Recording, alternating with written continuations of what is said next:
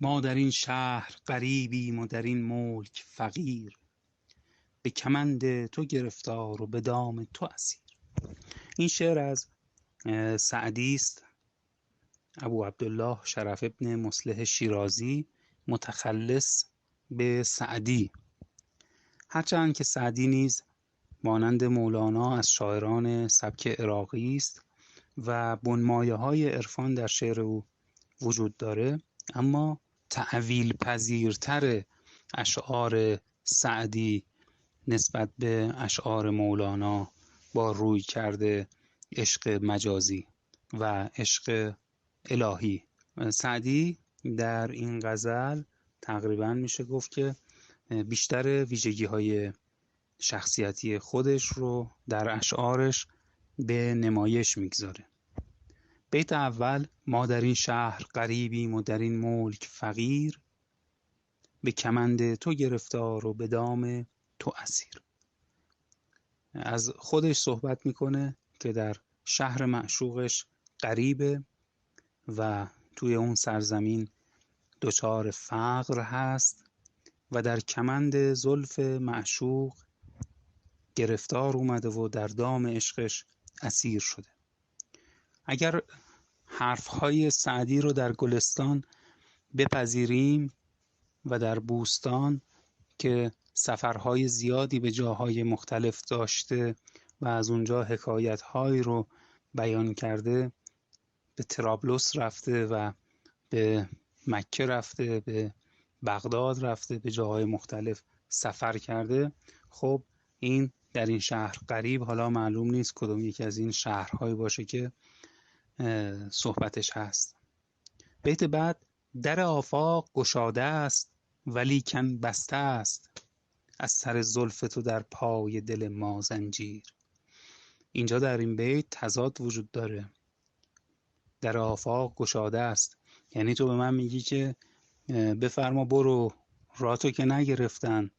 در آفاق گشاده است یعنی از هر طرف که بخوای میتونی بری. من به تو گفتم بمون تو این شهر، ولی میگه که ولیکن بسته است، از سر زلف تو در پای دل ما زنجیر. که درسته که راه بازه و جاده درازه، ولی پای دل ما به زنجیر سر زلف تو گره خورده و از این رو من اسیر و پایبند و پایبسته عشق تو شده‌ام.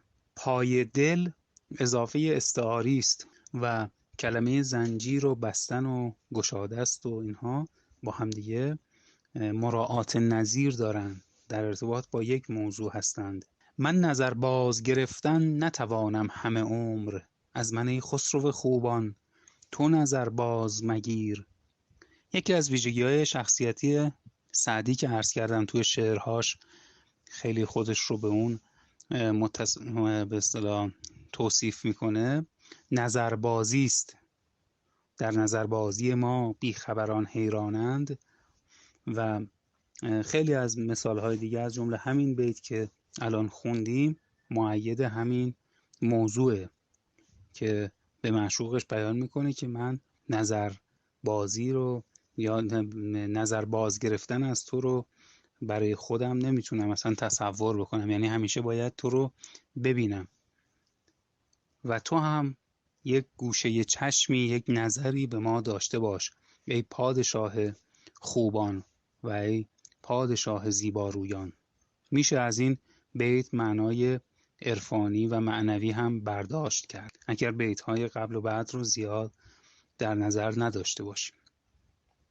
کما اینکه یکی از ویژگی‌های غزل اینه که هر بیت به خودی خود و به تنهایی میتونه متضمن معنای مستقل باشد.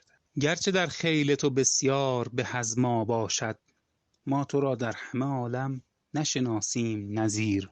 خیل، خود کلمه خیل به معنی گله اسبان هست، ولی اینجا به معنی گروه، یعنی اینکه در بین گروه عشاق تو از من بهتر خیلی هست، ولی من از تو بهتر هیچ کس رو نمیشناسم و اصلا نظیر تو رو هم نمیشناسم. گرچه در خیل تو بسیار به از ما باشد، ما تو را در همه عالم نشناسیم نظیر. ما برای تو در تمام جهان هیچ نظیری پیدا نکرده ایم.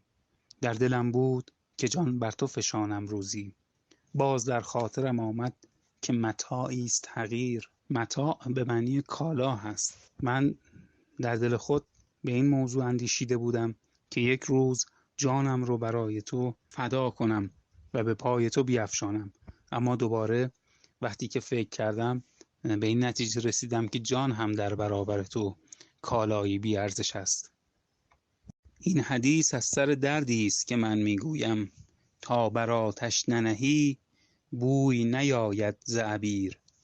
این حدیث یعنی این شعر و این سخنی که من میگم نشانه دردمند بودن است. نشان از این دارد که آتش عشقی در دل من نهفته است. همان گونه که عبیر آن ماده خوشبو را تا بر روی آتش نگذاری بوی خوش از او نخواهی شنید، سعدی نیز سخن زیبایش به دلیل وجود آتش عشق است. عبیر ماده خوشبوییه که گویا از چربی یک نوع وال یا نهنگ به دست می آوردن که بر اثر سوزاندن بوی خوشش متصاعد می شده. گر بگویم که مرا حال پریشانی نیست، رنگ رخسار خبر می دهد از سر ضمیر. مصرع دوم آرایه ارسال المثل داره، یعنی یک ضرب المثل رو در شعر خود شاعر گنجانده. اگر من بگم که حال من خوبه و پریشانی وجود نداره، رنگ رخسار زرد من از راز درونم خبر خواهد داد. زرد رو البته نگفته بود، ولی چون رنگ عشاق معمولا در ادبیات زرد هست اینجا عرض کردم. عشق پیران سر از من عجبت می آید، چه جوانی تو که از دست ببردی دل پیر. آیا تعجب می کنی که من در پیری عشق تو را در سر نهادم؟ باید از تو تعجب کرد که به این جوانی و به این کم سن و سالی توانستی دل همچو را از دست من بربایی و ببری. من از این هر دو کمان خانه ابروی تو چشم بر نگیرم وگرم چشم بدوزند به تیر. من از این دو چشم و ابروی زیبای تو که مانند کمان هستند چشم بر نمیدارم و مدام تو را نظاره می کنم، حتی اگر دو چشم مرا با تیر کور کنند. دوختن چشم به معنی کنایه کور کردن است. عجب از عقل کسانی که مرا پند دهند، برو ای خواجه که عاشق نبود پند پذیر.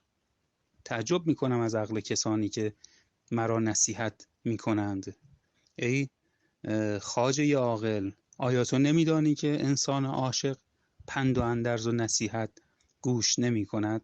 خواجه قبلا هم گفتیم با کلمه خوتایچک یا خدای یا همون خداوند از یک ریشه است، به معنی مالک و صاحب ثروت هم هست. معادل اون چیزی که در زبان هندی راجا هست که گویا با این کلمه ریشه مشترک دارند.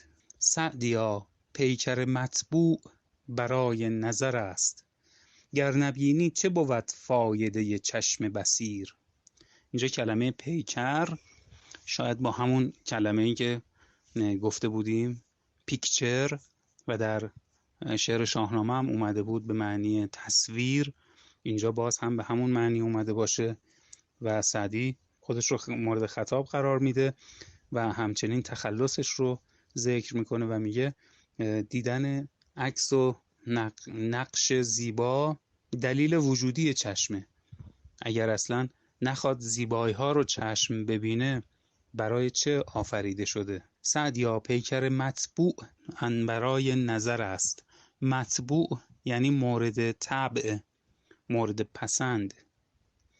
گر نبینی چه بود فایده چشم بصیر. بصیر به معنی بینا.